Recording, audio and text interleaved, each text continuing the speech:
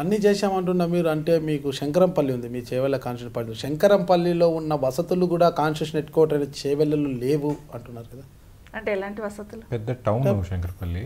అవును, చేవెళ్ళలో అదే constitution head quarter అయినా చేవెళ్ళ అంత అభివృద్ధి కాలేదు. చేవెళ్ళ విలేజ్ చిన్న విలేజ్ అండి, అది 4000 జనాభా ఉంటుంది, చిన్న విలేజ్. అది ఆ విలేజ్ని హెడ్ క్వార్టర్ చేసాను.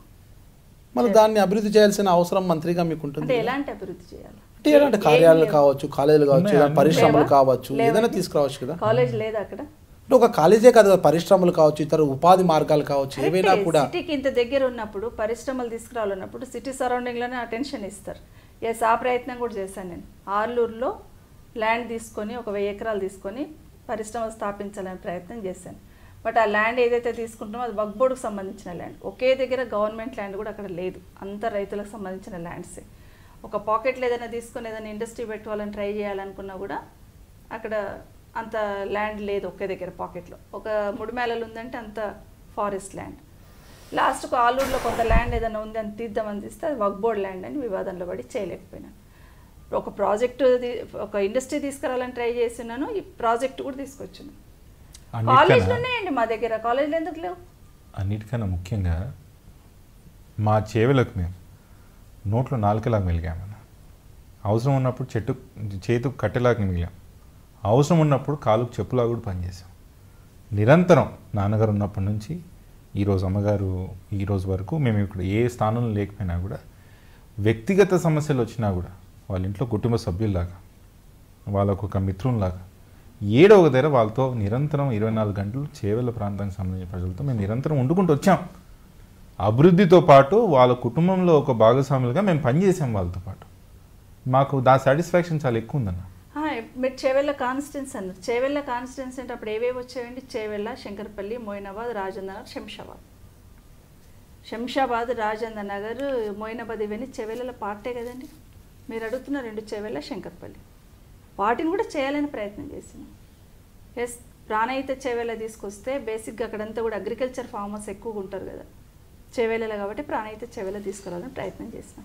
చేవెళ్ళ కాన్స్టిట్యున్సీ అంటే ఒక చేవెళ్ళ మండలం ఒకటే కాదు, ఇవన్నీ కూడా చేవెళ్ళ. ప్రతిపక్షాలు మాత్రం అంటే అధికార పక్షం కావచ్చు, ఇతర టీడీపీ నాయకులు కావచ్చు, మిగతా అప్పట్లోని ప్రతిపక్షాలు కావచ్చు, కొంతమంది ప్రజలు కావచ్చు, కేవలం ఇంద్రారెడ్డి గారి చరిష్మాతో వాళ్ళు గెలిచారు తప్పితే చేవెళ్ళకి వాళ్ళు చేసింది ఏమీ లేదంటున్నారు కదా. ప్రతిపక్షాలు ఏదని చెప్తారండి. ఇంత కాంగ్రెస్ పార్టీకి ఇబ్బంది కలిగిన రోజుల్లో కూడా మా ఎమ్మెల్యే మేము గెలిపించుకొచ్చాం కదా చేవెళ్ళలో. నిజంగా ఎమ్మెల్యే మీకు బోడిగుండు కొట్టి టీఆర్ఎస్లోకి వెళ్ళిపోయాడు కదా. ఇక మీరు ఆ ఎమ్మెల్యేకి అడగండి ఎందుకు వెళ్ళిపోయాడు అనేది.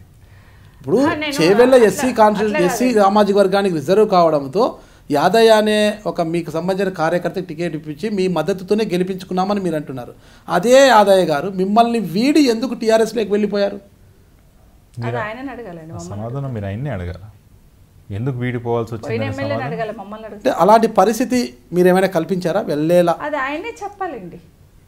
అలాంటి పరిస్థితి మేము కల్పించామా, ఆయన ఎందుకు పోయాడు అనేది ఆయనే చెప్పాలి. ఆయన గెలిపించింది మీరే కదా. అదే ఒక వ్యక్తి యొక్క అంటే మెంటాలిటీ అనేది తెలుసుకోకుండానే ఆ వ్యక్తిని తెచ్చి మీరు గెలిపించింది కాంగ్రెస్ పార్టీ. నాగరాజు గెలిపించింది కాంగ్రెస్ పార్టీ అజెండా అని చేవెళ్ళలో. మరి అలాంటప్పుడు యాదయ్య గారు మిమ్మల్ని వీడు ఎందుకు? అదే యాదయ్యతో పాటు మంగళి బాలరాజు కూడా మిమ్మల్ని వీడంటే మీ హయాంలోనే సర్పంచ్గా పనిచేశారు, జెడ్పీటీసీగా పనిచేశారు, ఇప్పుడు ఎంపీపీ కొన్నారు. వాళ్ళ భార్య ఎమ్మెల్యే గురించి అడిగారు. ఓకే, ఆయన గురించి అంటే మీ మద్దతుదారుడుగా మెలుగుతూ మీ కుటుంబ సభ్యుల్లో ఒకరుగా ఉంటూ మీ మద్దతుతోనే గెలిచారు. అంటే ఇలాంటి ఒక్కొక్క నాయకుడు వెళ్ళిపోతున్నారు కదా. అంటే మంగళి బాలరాజు వెళ్ళడానికి కారణాలు ఏంటంటారు? పోవచ్చండి, వాళ్ళ వ్యక్తిగత స్వార్థం కోసమో వాళ్ళ ఇంట్రెస్ట్ కోసమో పోయి ఉంటారేమో. మేమేం చేస్తాం దానికి?